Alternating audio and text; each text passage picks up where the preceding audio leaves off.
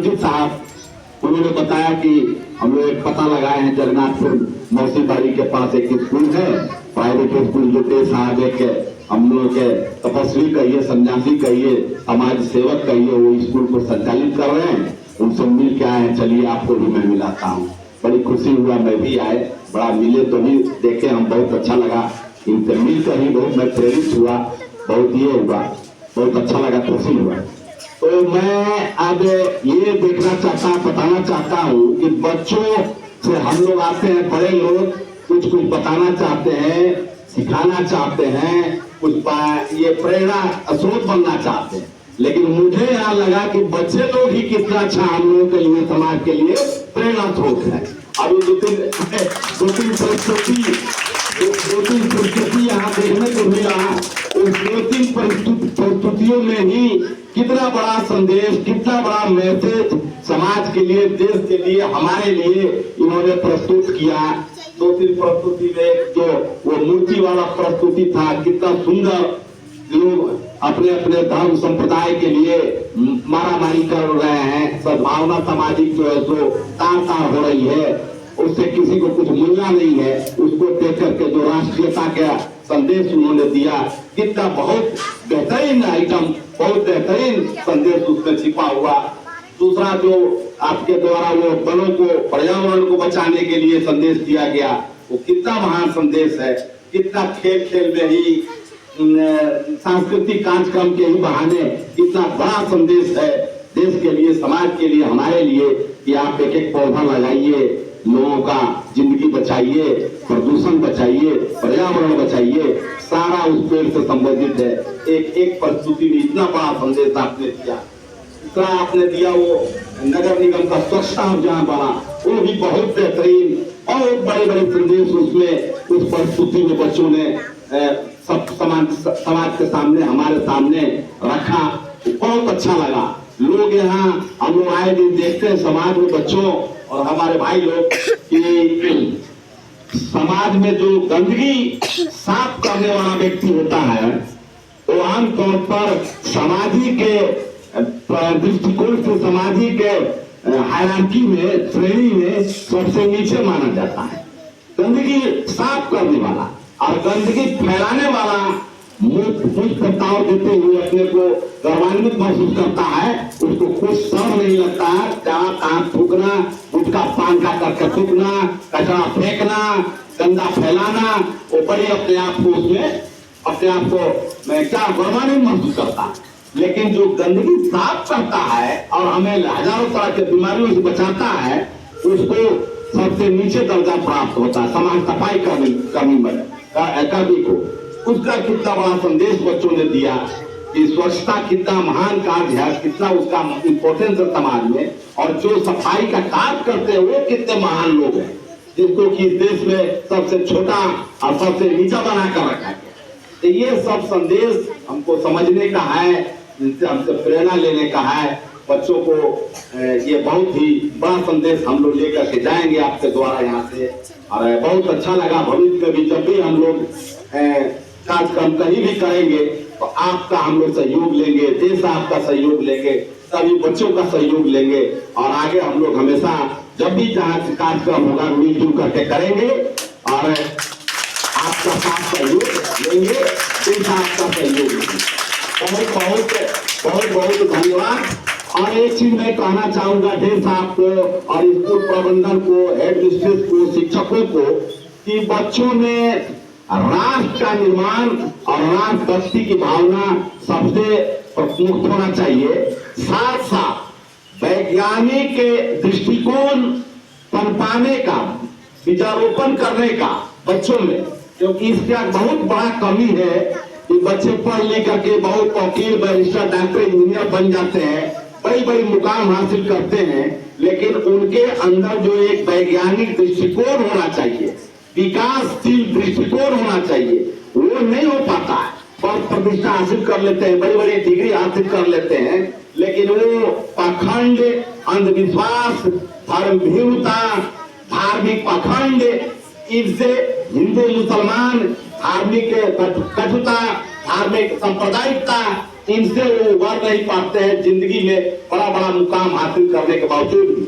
उसका कारण यह है कि हम स्कूल में अपने घर परिवार में बच्चों को बेसिक चीज से जहां शुरुआत होती है उसका हम लोग कभी पाठ पढ़ाते ही नहीं। इस पाठ को पढ़ाना बहुत जरूरी है। वैज्ञानिक टेम्परामेंट बढ़ाने का हमारे संविधान में भी लिखा हुआ है। हमारे बाबा साहब ने संविधान में यह व्यवस्था कर रखी है कि यह सरकारों का दायित्व है कि स्कूलों में बच्चों में हमारे जो नौनिहाल हैं उनमें वैज्ञानिक टेम्परामेंट को बढ़ाने वाली शिक्षा प्रेषित करे, शिक्षा दे।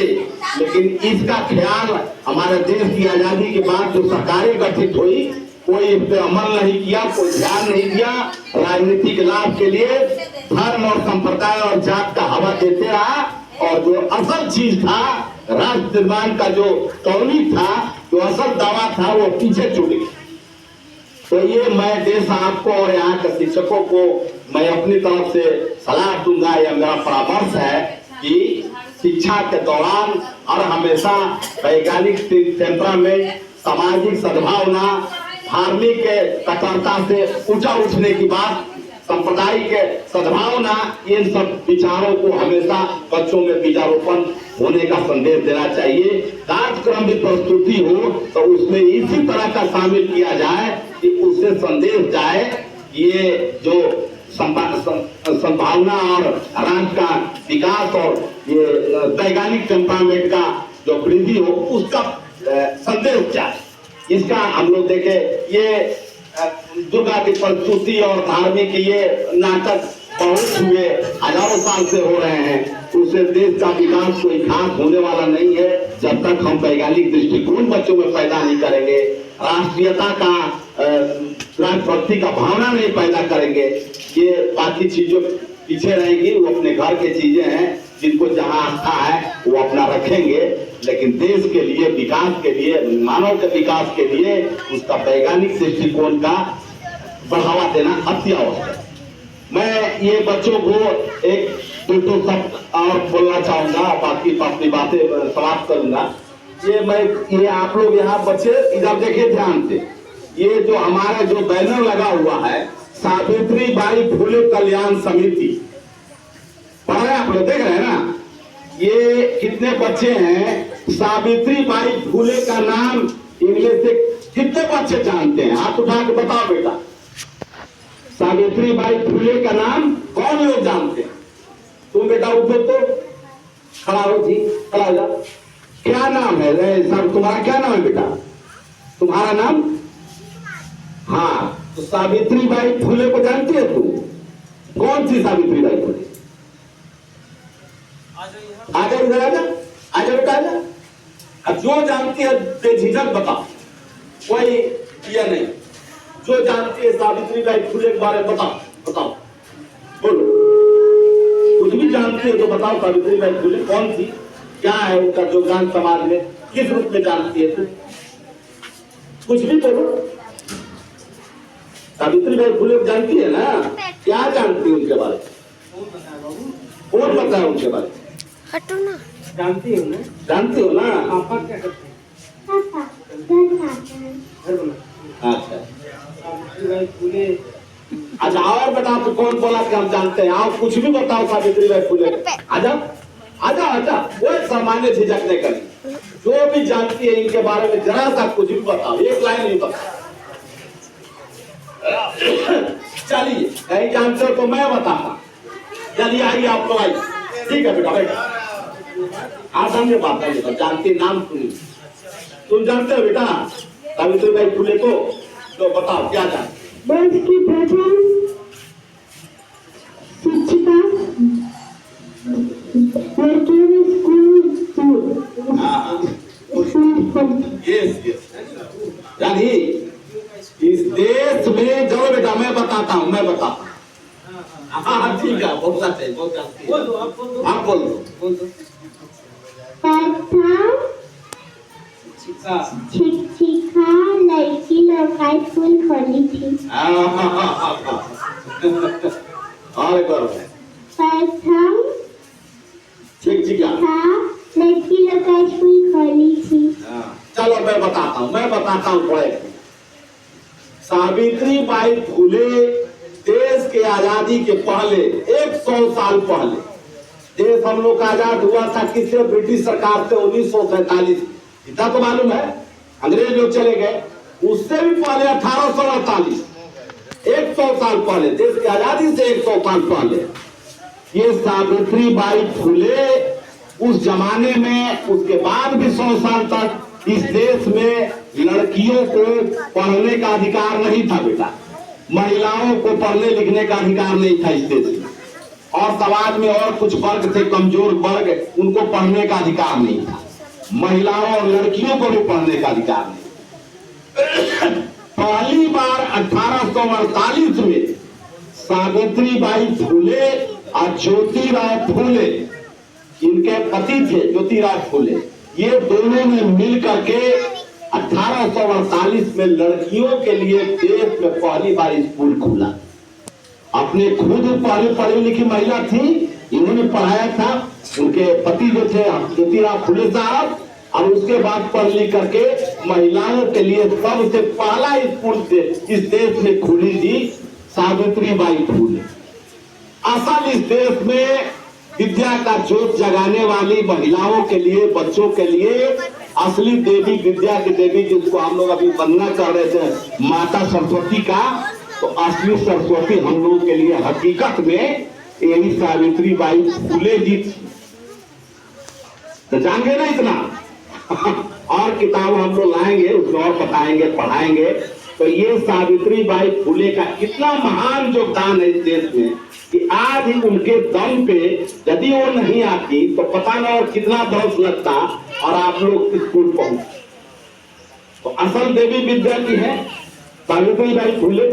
तो इन सब चीजों को शिक्षिकाओं से, सर से मैं यही कहना चाह रहा था, इसका मेरे आशय यही था पूछने का ये सवाल कि जो चीज जानना चाहिए हमारे बच्चों को, वो बच्चों का बेसिक जानकारी नहीं है। और सरकार के द्वारा जो कोर्स की किताबें शामिल है उसमें इस सब में ऐसे महान हस्तियों के जीवन के बारे में, उनके उपलब्धियों के बारे में, समाज के प्रति उनके योगदान के बारे में कहीं कुछ किताबों में आता पता नहीं। तो बच्चे जानेंगे कहाँ? सच्चाई यह है कि बच्चे नहीं जान पाते हैं, उनको तो जो किताब में पढ़ाया जाएगा वही जानेंगे, कहीं है ही नहीं किताब में। अब कहीं कहीं किताब इक्का दुक्का किताबों में अब आ रहा है सब बात। जब समाज में जागरूकता आया है, प्रचार प्रसार हो रहा है, तो लोग सावित्री बाई फुले, ज्योतिराव फुले, बाबा साहब भीमराव अम्बेडकर, बिरसा मुंडा, ऐसे ऐसे महान हमारे हस्ती जो थे उनको अब धीरे धीरे लोग जान रहे हैं। पहले तो कोई जानता ही नहीं था, क्योंकि स्कूलों के किताबों में इनका कहीं कोई नामो निशान ही नहीं है, आज भी नहीं है। तो ये सब सच्चाई है, उसको हम लोग आगे ये करेंगे। अब आगे का कार्यक्रम हम लोग आगे बढ़ाएंगे। डे साहब जी आया जाए और जो आगे का कार्यक्रम है हम लोग बढ़ाते हैं। इतना ही कहकर मैं सबको अपना धन्यवाद देता हूँ, बच्चों को विशेष रूप से अपना प्यार देता हूँ।